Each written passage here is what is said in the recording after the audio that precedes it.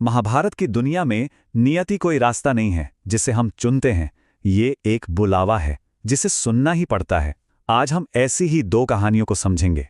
एक कहानी है एक नायक की जो अपना कर्तव्य निभाने के लिए एक बहुत बड़ी कीमत चुकाता है, और दूसरी एक ऐसे राजा की जिसका भाग्य एक घातक श्राप से बंधा हुआ है। चलिए इस बात को जरा और गहराई से समझते हैं। महाभारत में जो कुछ भी होता है वो सिर्फ किरदारों की इच्छा का नतीजा नहीं है। असल में ये सब उस नियति के विशाल जाल के धागे हैं जो इन नायकों के जन्म से भी बहुत पहले बुने जा चुके थे। हर फैसला, हर त्याग एक ऐसी बड़ी ताकत से जुड़ा है जिसे कोई समझ नहीं पाया। और इस पूरे महाकाव्य के केंद्र में कौन है? वो हैं कृष्ण। उनकी कहानी महाभारत से अलग नहीं है, बल्कि वो तो इस महागाथा की आत्मा है। उनका सफर ही आगे होने वाली हर घटना की दिशा तय करेगा, और वो भी ऐसे तरीकों से जिसकी किसी ने कल्पना भी नहीं की होगी। तो हमारी कहानी शुरू होती है मथुरा से। यहां कृष्ण ने अभी अभी अत्याचारी राजा कंस का वध किया है। पूरा शहर आजाद है, लेकिन एक नायक का काम सिर्फ जंग जीतना नहीं होता, है ना? जीत के जश्न के बीच कृष्ण का ध्यान सबसे पहले अपने धर्म, अपने कर्तव्य पर जाता है। वो सीधे उस कालकोठरी में जाते हैं जहां उनके माता पिता देवकी और वासुदेव सालों से जंजीरों में जकड़े हुए थे। यहीं पहली बार पता चलता है कि शक्ति के साथ जिम्मेदारी का एहसास क्या होता है। और यहां कृष्ण का असली चरित्र देखिए। वो चाहते तो सिंहासन पर बैठ सकते थे, लेकिन उन्होंने असली राजा उग्रसेन को आजाद करवाया। जब लोगों ने उन्हें ताज पहनाना चाहा तो उन्होंने मना कर दिया और कहा, मेरा मुकुट तो ये मोरपंख है। बस ये एक बात उनके निस्वार्थ स्वभाव के बारे में सब कुछ कह देती है। कृष्ण ने अपना कर्तव्य तो पूरा कर दिया, लेकिन हर बड़ी नियति की एक कीमत होती है, और अक्सर ये कीमत वो लोग चुकाते हैं जो उस नायक से सबसे ज्यादा प्यार करते हैं। तो अब कहानी का रुख मथुरा के जश्न से हटकर नंदगांव के एक सूने आंगन की तरफ मुड़ता है, जहां कृष्ण की पालक मां यशोदा अपने कान्हा के लौटने का इंतजार कर रही हैं।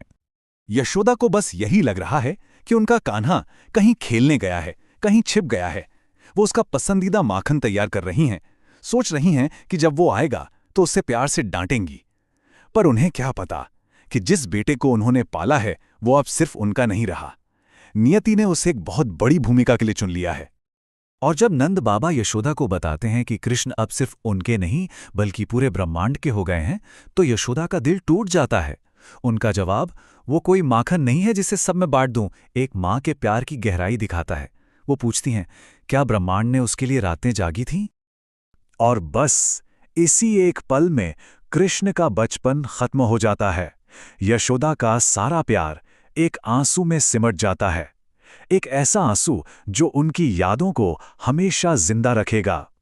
कृष्ण की कहानी का एक अध्याय यहीं पर पूरा होता है। चलिए अब कहानी को आगे बढ़ाते हैं और देखते हैं कि यही नियति एक और परिवार के दरवाजे पर कैसे दस्तक दे रही है। अब हम पहुंचते हैं एक जंगल में, जहां राजा पांडु अपने परिवार के साथ रह रहे हैं। यहां पांडु के 5 बेटे हैं, युधिष्ठिर, भीम, अर्जुन, नकुल और सहदेव। वो एक बहुत ही शांत और सुंदर जीवन जी रहे हैं। अपनी माताओं कुंती और माद्री के प्यार में पल रहे हैं, गुरुओं से सीख रहे हैं। कुछ समय के लिए तो ये जंगल ही उनका सबसे खुशहाल घर है। लेकिन इस सारी शांति और खुशी के ऊपर एक बहुत गहरा साया है। राजा पांडु को एक ऋषि का श्राप मिला हुआ है कि जिस पल वो किसी भी स्त्री को प्रेम से स्पर्श करेंगे, उसी पल उनकी मृत्यु हो जाएगी। यह श्राप हर पल एक बोझ की तरह उनके साथ रहता है। और फिर एक दिन नियति अपना खेल खेलती है। वसंत की एक बहुत ही खूबसूरत सुबह थी। सब कुछ शांत लग रहा था, पर वही सुबह एक भयानक त्रासदी का मंच बनने वाली थी। माद्री की सुंदरता को देखकर पांडु एक पल के लिए, बस एक पल के लिए अपना श्राप भूल जाते हैं। वो अपनी इच्छा पर काबू नहीं रख पाते, और जैसे ही वो माद्री को गले लगाते हैं, श्राप सच हो जाता है। उनकी वहीं उसी पल मृत्यु हो जाती है, और जंगल की शांति हमेशा के लिए भंग हो जाती है। इस भयानक घटना के बाद माद्री खुद को दोषी मानती हैं। जब पांडु की चिता तैयार होती है तो वो कुंती से कहती हैं कि वो ही अपने पति के साथ सती होंगी। और वो जो वजह बताती हैं वो दिल दहला देने वाली है। वो कहती हैं कि उनका दिल इतना बड़ा नहीं है कि वो 5 बच्चों को कुंती की तरह बराबर प्यार दे पाएंगी।